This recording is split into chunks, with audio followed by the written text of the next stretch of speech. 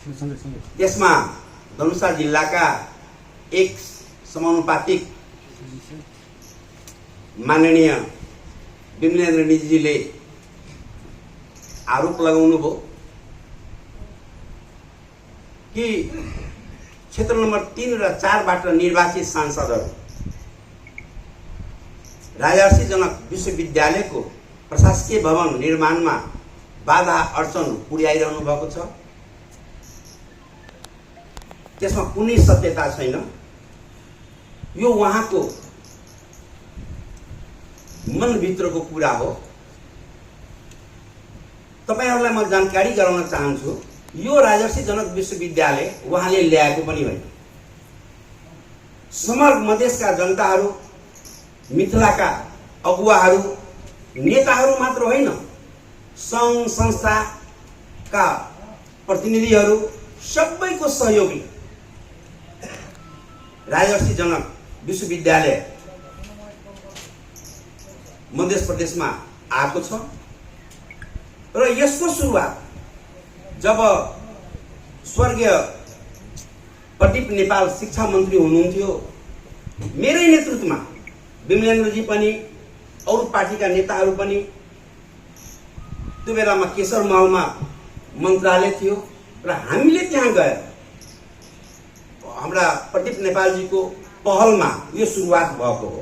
र आज कसैले मैले ल्याएको छु, मेरो पार्टीले ल्याएको छ भन्छ भने यो सरासर मधेसवासीप्रति त्यो अन्याय गरिरहनु भएको छ उहाँहरूले। यो जनताको चाहना अनुसार एमाले पनि मात्रै ल्याएको होइन, यहाँका मधेसमा क्रियाशील अन्य राष्ट्रिय दलहरू पनि छन् जो अहिले संसदमा क्रियाशील हुनुहुन्छ।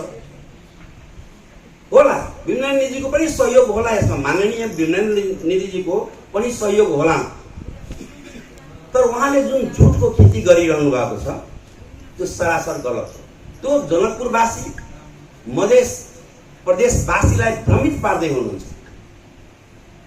कहिले भन्नुहुन्छ महिला सांसदले यसो गरी, महिला सांसदले उसो गरी।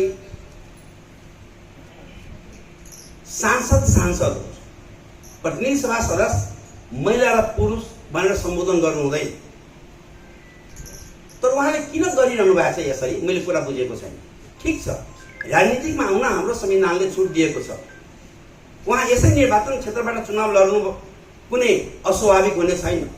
चुनाव जो पनि लड्न पाउँछ।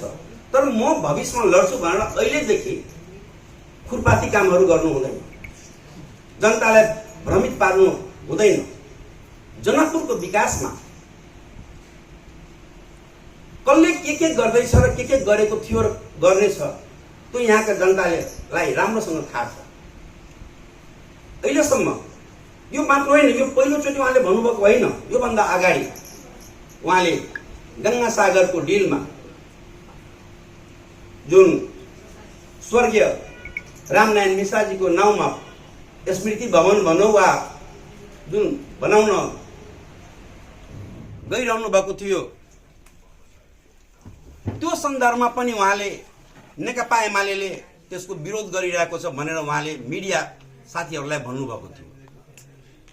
त्यो बेला पनि उहाँको त्यो भनाइ 100% गलत थियो। हामीले विरोध गरेका होइनौँ। जसरी स्वर्गीय रामनारायण मिश्राजी नेपाली कांग्रेसको लागि आदरणीय हुनुहुन्छ, हाम्रो लागि पनि उत्तिकै आदरणीय हुनुहुन्छ। कुनै यसमा 19-20 कुरा होइन। तर के त्यो बनाउनु त्यहाँ ठिक थियो? हजारौं वर्षदेखिको यो पवित्र ठाउँमा जहाँ तपाईँ हामी सबै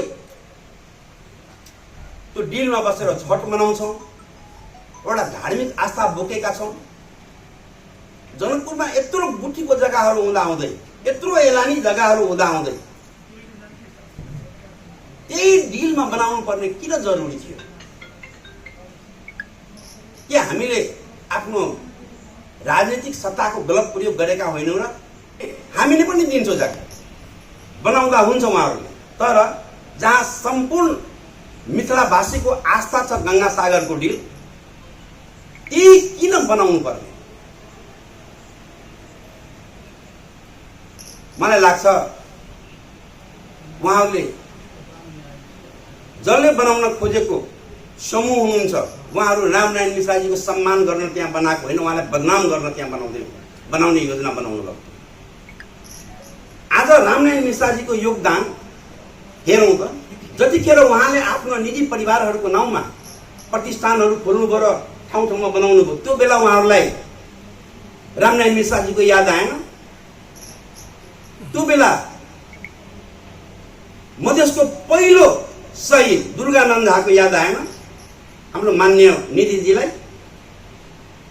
आज निधिजीकोले जुन प्रकारले मलाई भन्नुहुन्छ कि प्रशासकीय भवनमा विरोध गरिरहनु भएको छ, के उहाँले दुर्गानन्द झाको सभा हल जठीमा बनाउन नदिनु उहाँले षड्यन्त्र गर्नुभएको होइन र?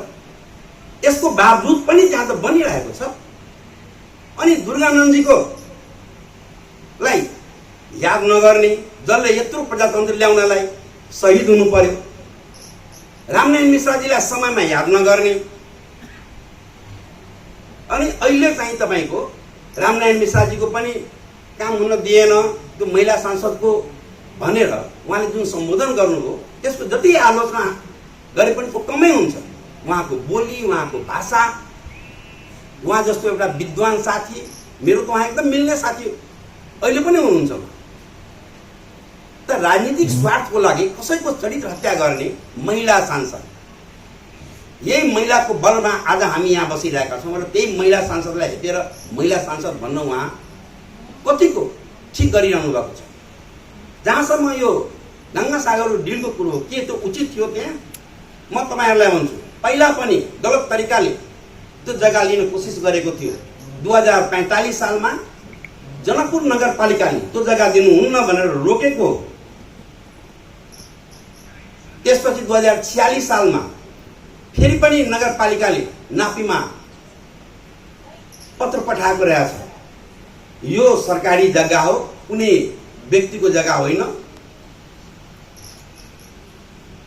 चिठी पठाउँदाखेरि त्यो चिठीमा डिल र बाटो कायम गर्नको लागि माग गरेको थियो, तर डिल 25 फिट कायम गर्यो नगरपालिकाद्वारा, सरी के भन्छ यो नापीद्वारा डिल मात्र कायम गर्यो। जुन लाल पूर्जा छ त्यसमा पनि प्रश्न लेखेको छ।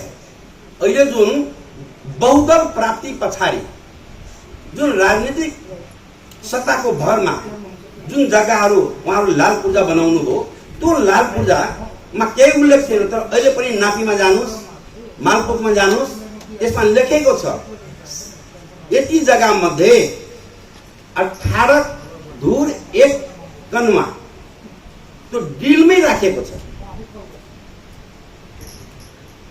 त्यसकारणले न हामीले रामनारायण मिश्राजीको नाममा बनिरहेको प्रतिष्ठानको वा भनौँ न भवनको, स्मृति भवनको विरोध गरेका छौँ। म अहिले भन्छु, यदि बनाउनु छ भने यो 1 कट्ठा जग्गामा कसैको नाममा 2-4 बिघा जनकपुर जस्तो जग्गामा प्रतिष्ठान बनेको छ। अनि के भन्छ हाम्रो स्वर्गीय रामनारायण मिश्राजीको नाउँमा यो सानो ठाउँमा किन बनाउनु पर्ने जरुरी थियो? सरकार जाउँ न। रामनारायण मिश्राजी देशको एउटा सम्पत्ति हो, देश